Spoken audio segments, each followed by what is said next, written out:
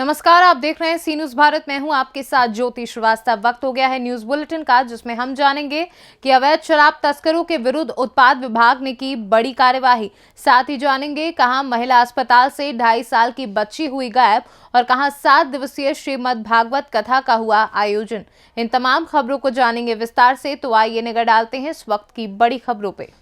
चतरा में अवैध शराब तस्करों के विरुद्ध उत्पाद विभाग की टीम ने एक बार फिर बड़ी कार्यवाही की है। उत्पाद अधीक्षक शिव कुमार साहू को मिली गुप्त सूचना के आधार पर हटनगंज थाना क्षेत्र के चतरा डोबी मुख्य मार्ग NH-22 पर स्थित गंगरी इलाके के घर में छुपाकर रखे करीब 30 पेटी अवैध अंग्रेजी शराब की खेप को जब्त किया है। उत्पाद अधीक्षक शिव कुमार साहू ने बताया कि गुप्त सूचना मिली थी कि गिंगरी इलाके के एक घर में ड्राई स्टेट बिहार में अवैध रूप से तस्करी करने के उद्देश्य से बड़े पैमाने पर अवैध अंग्रेजी शराब का भंडारण तस्करों द्वारा किया गया है। सूचना पर त्वरित कार्यवाही करते हुए छापेमारी टीम का गठन कर अभियान चलाया गया है। अभियान के दौरान ही घर में छुपाकर रखे गए अंग्रेजी शराब की खेप को जब्त किया गया है। जब्त सभी शराब की बोतलों पर इंपीरियल ब्लू कंपनी का स्टिकर लगा हुआ है। पकड़े गए शराब सेल इन चंडीगढ़ की है। उत्पाद अधीक्षक ने बताया कि शराब की खेप को जब्त करने के बाद तस्करी में शामिल अजय दास नामक तस्कर की पहचान की गई है। साथ ही उसके विरुद्ध उत्पाद अधिनियम के तहत FIR दर्ज करते हुए कानूनी कार्यवाही की जा रही है। आज गुप्त सूचना के आधार पर हम लोगों वशिष्ठ नगर थाना क्षेत्र अंतर्गत घंगरी नामक स्थान पर, जो घंगरी मछली बाजार के बगल में भुइयाँ टोली जगह का नाम है, वहाँ पर विभिन्न घरों में हम लोगों के द्वारा छापेमारी की गई। छापेमारी के क्रम में 30 पेटी लगभग for sale in Chandigarh brand का शराब हम लोग इंपीरियल ब्लू जब्त किए। और इसमें मुख्य अभियुक्त अजय दास, जो कि उसके घर के उसी गांव का, घंगरी गांव का ही व्यक्ति है, वो इन्वॉल्व है, जिसके पिता का नाम उमेश दास है।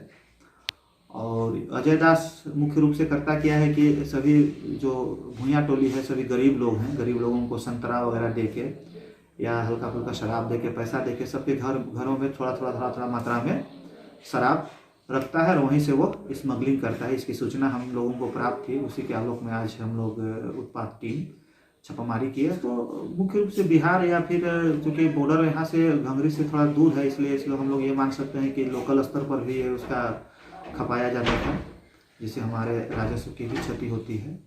चतरा से सी न्यूज संवाददाता लकी की रिपोर्ट। खबर गोंडा जनपद से है, जहां पर जिला महिला अस्पताल में 2.5 साल की बच्ची हुई गायब। अस्पताल में हड़कंप मचा। मौके पर पहुंची पुलिस जांच पड़ताल में जुटी और जानकारी मिलते ही CO सदर नगर मजिस्ट्रेट भारी संख्या में पुलिस तैनात। खोजबीन की जा रही है और पुलिस जांच में जुटी है। पुलिस द्वारा अगल बगल की दुकानों पर CCTV कैमरे खंगाले जा रहे हैं। आज दिनांक 1 दिसंबर 2022 को समय लगभग साय 5 बजे जिला महिला चिकित्सालय गोंडा के पोस्ट डिलीवरी वार्ड नंबर 205 से एक 2.5 साल की बच्ची के गायब होने की सूचना प्राप्त हुई थी। इस सूचना पर थाना कोतवाली नगर की पुलिस और महिला थाना की पुलिस द्वारा तथा सर्विलांस टीम द्वारा तत्काल मौके पर पहुंचकर संपूर्ण हॉस्पिटल का गहनता से छानबीन कराई जा रही है। इसके अतिरिक्त जो भी CCTV कैमरे हैं उनको भी चेक किया जा रहा है और जो भी मेडिकल स्टाफ है तथा जो वहाँ पेशेंट एडमिट हैं उनसे भी पूछताछ की जा रही है। इसके अतिरिक्त बच्ची के परिजन के द्वारा दिए गए तहरीर के आधार पर थाना कोतवाली नगर में सुसंगत धाराओं में अभियोग पंजीकृत करते हुए अन्य विधिक कार्रवाई की जा रही है। गोंडा से सी न्यूज संवाददाता कल्पराम त्रिपाठी की रिपोर्ट। महाराजगंज जनपद के बृजमनगंज थाना क्षेत्र के एक विद्यालय से पढ़कर घर जा रही छात्रा के साथ 2 मनबड़ युवक ने पहले छेड़छाड़ की और फिर विरोध करने पर पीटकर घायल कर दिया। बीच बचाव करने पहुंचे लोग तो युवक भाग निकले। स्थानीय लोगों ने छात्रा को इलाज के लिए CHC बृजमनगंज ले गए, जहां इलाज के बाद छात्रा को रेफर कर दिया। घटना की जानकारी होने पर पहुंची छात्रा की मां और छोटी बहन अस्पताल पहुंची और तुरंत बृजमनगंज पुलिस को सूचना दी। कहाँ घर है? परसोना खास। हाँ। पिता का नाम? श्री राम भरोस।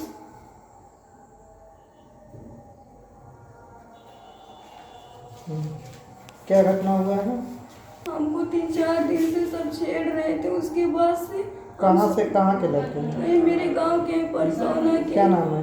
शुभम सिंह, आदर्श सिंह। एक मिनट। पिता का नाम सोहन सिंह के? सोहम सिंह के पिता का नाम जयप्रकाश सिंह है। हम्म। और आदर्श सिंह? उसके पिता का नाम दिनेश सिंह है।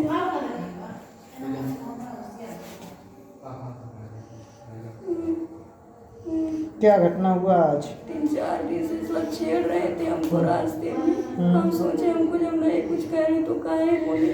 उसके बाद से आज पीछा कर रहे थे, सोचे स्टेशन पे भाग आएंगे, सब लोग रहेंगे तो नहीं कुछ करेंगे।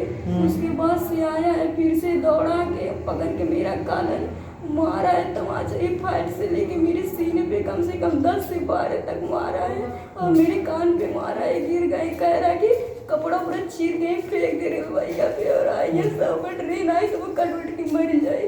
और उसके बाद से 2 मेरी फ्रेंड थी मेरे साथ में, उसको कह रहा है और तू सब मैंने कुछ बोलूँ तो घर टंगवा ले। उन लोग को भी बहुत गंदा गंदा गाली दे रहा था और कह रहा कि और पुलिस हमारे का कह लिया हम जेबीएम दे के घूम भी लाइसन पुलिस खुद बिकल बटा हमारे कुछ नहीं कही पाइए, जहाँ पाइए 10-15 हज़ार तक खुश हो जाइए। कितने दिन से छेड़ा था? बस 3-4 दिन से ऐसे आ रहा। 3-4 दिन से। तो क्या इसकी सूचना तुमने पुलिस को नहीं दिया?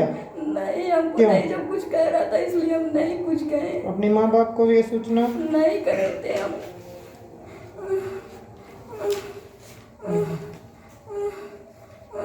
तो आज कहीं पुलिस को सूचना दी हो? हाँ, वहाँ पे सब बहुत लोग थे स्टेशन। पुलिस को सूचना दी हो आज? हाँ लिए। हाँ? हाँ लिए। आए थे कोई? हाँ आए थे, लेकर गए हैं बयान। अच्छा। कह रहा इसके भाई वही नहीं है, क्या कर लेंगे सब लोग। हम जानते हैं कि इसका कितना औकात है, बहुत हमको गंदा गंदा।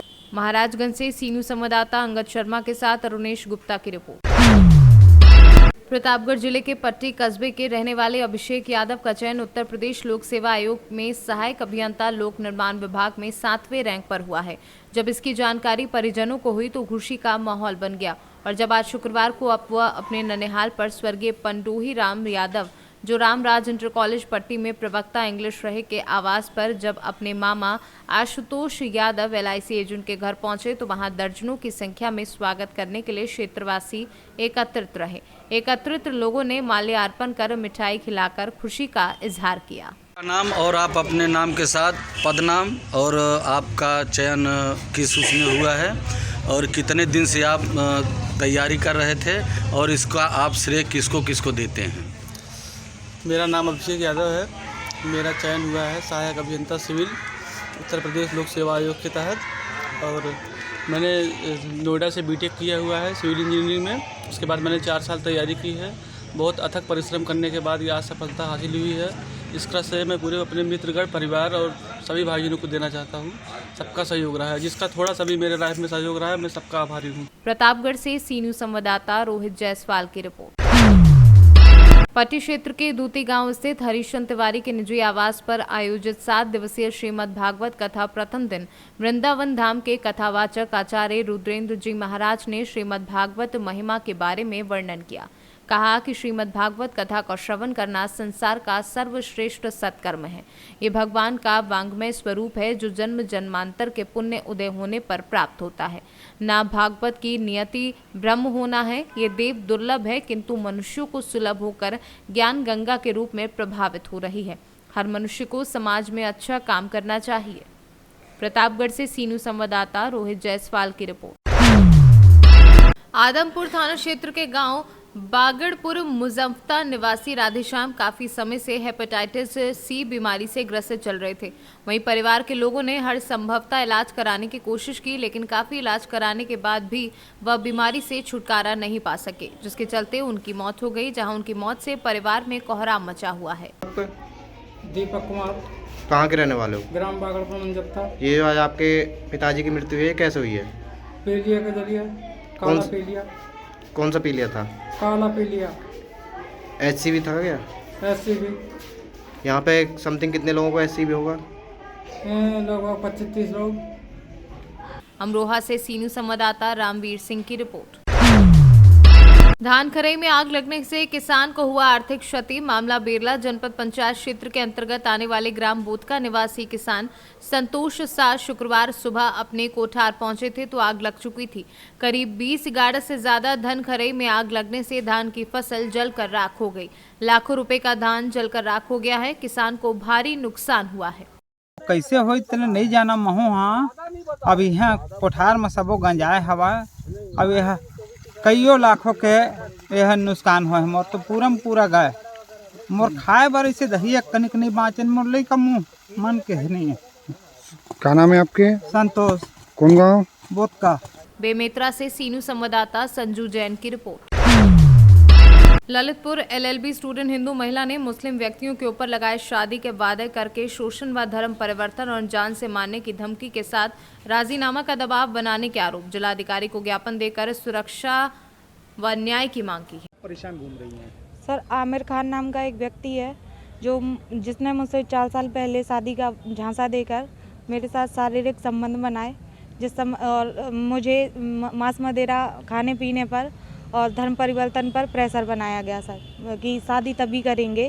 पहले शादी का झांसा दिया, फिर बाद में जब शादी करने की बात कही गई तो मेरी बच्ची और मेरे लिए धर्म परिवर्तन के लिए प्रेशर बनाया गया और मांस मदिरा खाने के लिए भी दबाव बनाया गया। जब मैंने इन सब चीज़ों को मना किया तो उसने शादी करने से इनकार किया और इस संबंध में मैंने थाने में सूचना दी। उसके खिलाफ 376, 354 का 504 और 506 और 315 का मुकदमा कायम हुआ। उसने मेरा गर्भपात भी कराया सर और इस संबंध जिसमें वो गिरफ्तार भी हुआ। केवल एक ही आमिर खान को ही गिरफ्तार किया, बाकी सारे मुलजिम खुलेआम घूम रहे हैं सर। कौन लोग हैं ये? यूनिस खान पुत्र बाबू खान और आरिफ खान पुत्र यूनिस खान, आसिफ उर्फ दूल्हा भाई पुत्र दूल्हा भाई उर्फ अली मोहम्मद, निक्की जो भोपाल का रिश्तेदार है आमिर खान का। ये सब कहाँ के रहने वाले? ये बाकी सब नेहरू नगर के, एक ही है भोपाल का रिश्तेदार निक्की। अब क्या दिक्कत आ रही है आपको? ये सर खुलेआम घूम रहे हैं। अब इन्होंने एंटीसेप्टरी बेल ले ली है, अमित ने प्रॉपर जमानत ले ली है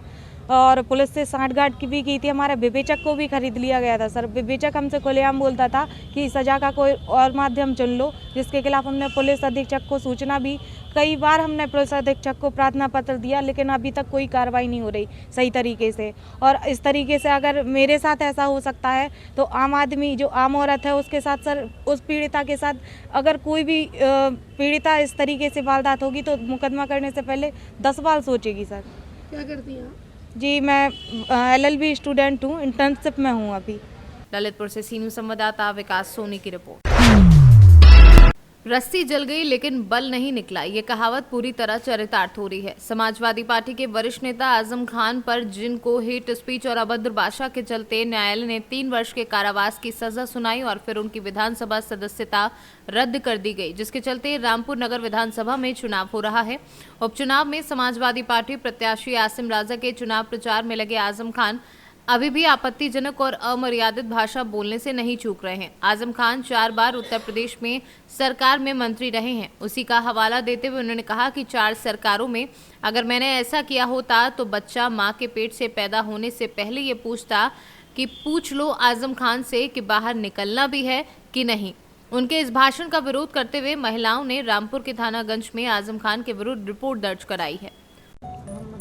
मोहम्मद आजम खान ने बोली ये बात सभी औरतों के बारे में, फितर खाने के चौराहे पे औरतों के कोको का बयान करा इन्होंने और वहाँ पे खजान खां के कुएं पे भी बहुत बदतमीज़ बोली,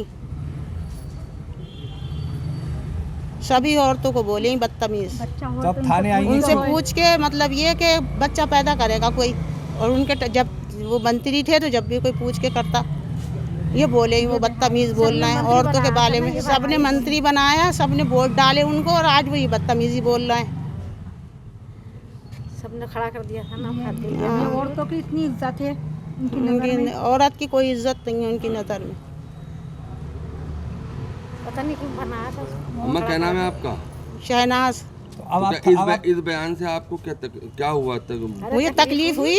अच्छा। और सभी औरतें एक ही जैसी हैं, सभी हैं, मेरी माँ बहनें हैं, सब हैं, अपनी अजीज मोहल्लेदार सब अपनी हैं, सबको बोलना है तो ये मतलब गंदी बात है नहीं है, ये बोलना चाहिए उनको। तो आप थाने आई हैं आप? हाँ मैं थाने आई हूँ रिपोर्ट कराने। ये क्या दुनिया में कह आए थे अपनी माँ से कि मामिया नहीं हमें इनका भाषण बहुत बुरा लगा। किसका? मोहम्मद आजम खान का। क्या भाषण दिया था? इन्होंने ये भाषण दिया कि हमसे अगर बच्चे हों तो हमसे पूछ के कर दे। ये बताइए फिर क्या हुआ? तो ये बात इनको करना अच्छी लाजिम देती है। इन्होंने हमेशा औरतों के बारे में बुरा ही बुरा कहा, कभी अच्छा नहीं कहा। जिन्होंने जितवाया सबने, ये एक दिन ऐसा था कि इनके पास इतने हालात नहीं थे, ये कहीं खड़े होते, पब्लिक ने इनको जितवाया, मगर इन्होंने किसी के साथ कुछ नहीं किया। आज ये औरतों को फिर बुरा कह रहे हैं, तो ये बताइए कैसे बर्दाश्त हो जाएगी? तो सारे जहान की औरतें हो गई, जितनी भी इंडिया की, कैसे कोई सुन लेगा? हाँ, सुतर खान में भी ये बात कही, वहाँ पे भी ये बात कही, हद होती है सुनने की। किसी जगह कोई इतना खून थोड़ी मारा हुआ, कोई सुनता रहेगा? बदतमीज इंसान अपनी औकात भूल गया। 29 तारीख को एक चुनावी जनसभा को संबोधित कर रहे थे मोहम्मद आजम खान, और आसिम रजा समाजवादी के प्रत्याशी के पक्ष में। उस दौरान उनके द्वारा एक भाषण में जो टिप्पणी की गई है, उसको लेकर कुछ लोगों में आक्रोश था, कुछ महिलाओं में। वो लोग सब थाने पर आए और उन्होंने ऑडियो और एक तहरीर जो कि थाने पर आकर दी। उनका कहना ये था कि आजम खान जी ने ये कहा है कि मैं पिछली 4 सरकार में मंत्री रहा हूँ, और यदि मैं इस तरह से मैं अपना पावर का यूज करता तो बच्चा भी माँ के पेट से बाहर आने से पहले बोलता कि पूछो आजम खान से बाहर आना है कि नहीं। इस चीज़ को लेकर उन लोगों ने, शहनाज नाम की महिला ने एक तहरीर दी, तो उस पर जो है आगे की कार्रवाई की जा रही है। अच्छा, मुकदमा दर्ज हुआ? किन किन धाराओं में दर्ज हुआ है? इसमें मुकदमा दर्ज हुआ है धारा 394B, 354A, 353A, 505(2) और 504, 509, 125। इन धाराओं में मुकदमा दर्ज किया गया। अब क्या कार्रवाई की जाएगी? अब आगे विवेचना की जाएगी, उसके आधार पे आगे, एविडेंस के आधार पे आगे की कार्रवाई। रामपुर से सीनू संवाददाता साजिद खान की रिपोर्ट। जुडिशरी में महिलाओं की भागीदारी को लगातार बढ़ाने के लिए सरकार प्रयासरत है, इसमें कोई संदेह नहीं। और शायद यही कारण है कि देश के प्रधानमंत्री नरेंद्र मोदी की कुशल नेतृत्व वाली भाजपा सरकार के वर्ष 2017 से देश में 4 महानगरों दिल्ली, मुंबई, कलकत्ता और मद्रास में 4 महिला चीफ जस्टिस ने कानून की कमान संभाली। और आज इसी कड़ी में मेरे द्वारा रेवाड़ी में महिला अधिवक्ता कक्ष का उद्घाटन किया जाना मेरे लिए बड़े गौरव की बात है। ये कहना है केंद्रीय मंत्री भूपेंद्र सिंह यादव का, जो आज सुबह रेवाड़ी बार एसोसिएशन परिसर में महिला कक्ष, छायापद और बार एसोसिएशन द्वार का उद्घाटन करने पहुंचे थे। आपने आज महिला कक्ष का उद्घाटन करा, और ये तो कोई संयोग ही हो सकता है कि आज मैंने आपके यहाँ महिला कक्ष का उद्घाटन करा और कल सुप्रीम कोर्ट ने 3 महिलाओं की एक्सक्लूसिव बेंच बनाई, तो दोनों का कोई संयोग नहीं। और वैसे भी जुडिशरी में वुमेन रिप्रेजेंटेशन बढ़ना चाहिए। सरकार भी इसके लिए पूरी तरीके से प्रेरित रहती है कि जुडिशरी में वुमेन रिप्रेजेंटेशन बढ़ना चाहिए। जुडिशरी हमारी एक पूरे सोसाइटियल रिप्रेजेंटेशन को, हर क्लास, हर वर्ग के रिप्रेजेंटेशन को प्रधानता देने वाली होनी चाहिए। समाज के सभी वर्गों का होना चाहिए। समय समय पर जब हम वैकेंसीज के साथ साथ, सरकार इसके लिए पूरी तरीके से प्रतिबद्ध है। और इसलिए आप देखोगे कि प्रधानमंत्री नरेंद्र मोदी जी के नेतृत्व में जो सरकार चल रही है, 2017 में पहली बार एक ऐसा भी देश में अवसर आया जब दिल्ली हाई कोर्ट की चीफ जस्टिस जी रोहिणी थी, मद्रास हाई कोर्ट की चीफ जस्टिस उस समय इंदिरा बैनर्जी थी, बॉम्बे हाई कोर्ट की चीफ जस्टिस जस्टिस मंजुला चेलर थी, और कलकत्ता हाई कोर्ट की भी एक्टिंग जस्टिस जस्टिस निशिता निर्मल थी। एक साथ 4 हाई कोर्ट में लेडी जज जो हैं चीफ जस्टिस के नाते काम कर रही थी। तो ये जो रिप्रेजेंटेशन है, इसको बढ़ाने के लिए सरकार भी पूरी तरीके से प्रतिबद्ध है। इसलिए आपने मेरे से आज अच्छा ही काम कराया कि महिला कक्ष का उद्घाटन कराया। और लेकिन इसमें से अगर यहाँ के नियमों में वो होएगा तो 25 लाख रुपए की राशि भी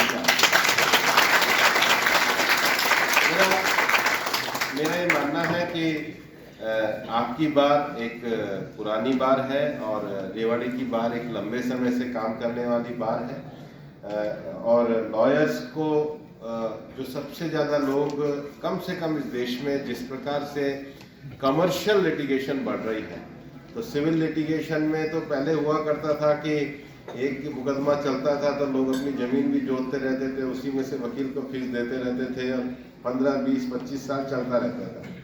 लेकिन अब कमर्शियल लिटिगेशन का ज़माना है। अब डिस्पोजल जो है लोग तेज चाहते हैं और डिस्पोजल तेज करने में हमको अपनी कैपेसिटी को, भूमिका को बढ़ाना होगा, क्योंकि वकील की जो क्रेडिबिलिटी है वो कहीं नहीं टिकी होती, क्लाइंट के रिलीफ पे टिकी हुई होती है। क्लाइंट के रिलीफ को वकील जितना एफिशिएंट तरीके से डिस्पोज ऑफ करता है, लिटिगेशन को डिस्पोज ऑफ जितना अच्छे तरीके से करता है, न्यायपालिका में हम बार और बेंच मिलकर एक लिटिगेशन को किस प्रकार से कैपेसिटी के साथ अच्छे तरीके के साथ डिस्पोज ऑफ करें, उसके लिए भी बार में अपनी कैपेसिटी बढ़ाने का काम करें।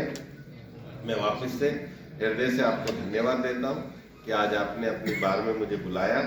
आकर के मुझे कम से कम अच्छा लगा कि मैं जो 93-94 में हमारे धर्मवीर के पास आया करता था, धर्म सिंह जी के पास, आज उस बार को मैं बहुत अच्छे रूप में, बहुत अच्छे बार के हॉल में संबोधित कर रहा हूँ।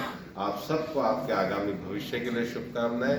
रेवाड़ी बार अच्छी क्रेडिबिलिटी के साथ काम करे, ऐसी आशा व्यक्त करता हूँ और रेवाड़ी बार के वकील आने वाले समय में भारत में अच्छे वकील के रूप में स्थापित हो, ऐसी भी मैं आपको शुभकामनाएं देता हूँ। बहुत बहुत धन्यवाद। रेवाड़ी से सी न्यूज़ संवाददाता चैन सिंह की रिपोर्ट। खबर गाजीपुर से है, जहां यूनाइटेड मीडिया पत्रकार एसोसिएशन के संस्थापक अध्यक्ष उपेंद्र यादव के दिशा निर्देश पर सैदपुर की तहसील स्तरीय बैठक HR पैलेस के सभागार में संपन्न हुई। बैठक में तहसील अध्यक्ष मोहम्मद इसरार ने कहा कि पत्रकारिता करना बहुत ही आसान है या तो बहुत मुश्किल। निष्पक्षता, सत्यता और सटीकता के साथ विचारों को रखना ही पत्रकारिता का ध्येय होना चाहिए। इस मौके पर वरिष्ठ पत्रकार रजनीश ने भी कहा कि हम सभी को मिलकर संस्था के उद्देश्यों को पूरा करने के लिए काम करना चाहिए। इस बैठक में मुख्य रूप से मोहम्मद इसरार, श्याम भवन चौहान, शुभम मोदनवाल, विनीत राय समेत कई पत्रकार उपस्थित रहे। आज सैदपुर में सर यूनाइटेड मीडिया पत्रकार एसोसिएशन के जो है बैठक हुई, क्या कहेंगे आप? बैठक तो हम हर तहसील वाइज करवा रहे हैं, हर जगह करवा रहे हैं। इसलिए करवा रहे हैं कि यूनाइटेड मीडिया पत्रकार एसोसिएशन इतना जल्दी पूरे ज़िले में मजबूत हो जाए। हम लोग हर संस्था से हम लोग मजबूत रहें और अदर प्रदेश में भी बढ़ाने की कोशिश हम लोग कर रहे हैं। तो यहाँ पे आज सैदपुर में आज अध्यक्ष पद पे इसरार भाई जो है इनको रखा गया है। जी। क्या कहेंगे इनके बारे में? ये बहुत बढ़िया है। अध्यक्ष पद पे इनको इसलिए रखा गया है कि कम से कम सैदपुर में भी अपने ये मजबूती संगठन को बढ़ाने, कुछ लोगों को और बनावे और उसके लिए क्या कहा जाएगा। इस संगठन का मेन उद्देश्य क्या है? कि संगठन का मेन उद्देश्य यही है कि आए दिन पत्रकारों के ऊपर जो पीड़ित वो क्या कहा जाता है, उसको परेशान किया जा रहा है प्रशासन के द्वारा, पुलिस के द्वारा, आए दिन जो है फर्जी मुकदमे लगा दिए जा रहे हैं। तो इसको लेकर के हम लोग यूनाइटेड मीडिया पत्रकार एसोसिएशन के एक संगठन बनाए हैं और जिससे कभी भी किसी भी भाई पत्रकार के ऊपर कोई दिक्कत आती है तो हम 12 बजे रात को उसके साथ तैयार हैं और उसका जो भी होगा उसका निवारण करेंगे। ऐसा क्यों, ऐसा मतलब ऐसा हो रहा है कि मतलब पत्रकारों के ऊपर इतना? देखिए, कुछ ऐसे पत्रकार हमारे समाज में हैं, हमको बदनाम करने के लिए कुछ ऐसे पत्रकार, जैसे कई संगठन हैं, कई वैसे हैं, कुछ यूट्यूबर हैं, कुछ ऐसे हैं जो आए दिन वसूली के नाम पे केवल माइक लेकर के घूम रहे हैं। तो उनके चलते कहीं ना कहीं हम लोग भी बदनाम हो रहे हैं और प्रशासन हम लोगों को और उनके भी पहचान करने में कहीं ना कहीं दिक्कत आ जा रही है और हमें उसका भुगतान सहना पड़ जा रहा है। सर अपना परिचय बता दीजिए। मेरा नाम कमलेश यादव है, यूनाइटेड मीडिया पत्रकार एसोसिएशन के हम जिला अध्यक्ष हैं गाजीपुर। खड़ा हो गया। आज यहाँ पे जो मीटिंग रखी गई थी यूनाइटेड मीडिया पत्रकार एसोसिएशन का, इसका मेन उद्देश्य क्या है? आज यूनाइटेड मीडिया मीटिंग के उद्देश्य था ये कि आज अध्यक्ष का जो मुझे मनोनीत किए आप लोगों के सबसे पहले मैं आभार व्यक्त करना चाहता हूँ।